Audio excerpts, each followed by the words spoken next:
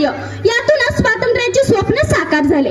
केवळ सोशल मीडियावर स्वातंत्र्य दिनाच्या शुभेच्छा देणे म्हणजे देशप्रेम नव्हे, तर रक्ताची गरज असणाऱ्या एखाद्या रुग्णाला रक्तदान करणे, त्याला जीवनदान देणे हे देखील देशप्रेमच आहे। छत्रपती शिवाजी महाराजांच्या काळातील गड किल्ल्यांचे रक्षण करणे, ऐतिहासिक वास्तूंचे जतन करणे, पाण्याचा जपून वापर करणे, वाहतुकीच्या नियमांचे पालन करणे हे देखील देशप्रेमच आहे। आपल्या घरातील परिसरातील कचरा इकडे तिकडे न फेकता देशाच्या स्वच्छतेत योगदान देणे हे देखील देशप्रेमच आहे। मित्रांनो काही देश विघातक शक्ती, समाज विघातक व्यक्ती तरुणांना हाताशी धरून त्यांना वेगवेगळी आमिषे दाखवून व्यसनाधीन बनवून जातीय धार्मिकता निर्माण करत आहेत। आपल्या भारताचे भविष्य अंधकारमय करण्याचा प्रयत्न करत आहेत।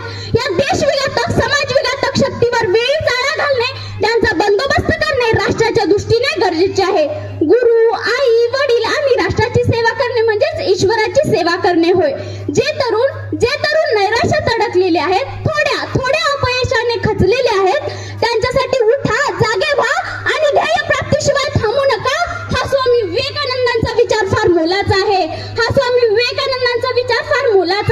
ना पूछो जमाने से कि क्या हमारी कहानी है, ना पूछो जमाने से कि क्या हमारी कहानी है, हमारी पहचान तो यही है कि हम हिंदुस्तानी है, हमारी पहचान तो यही है कि हम हिंदुस्तानी है।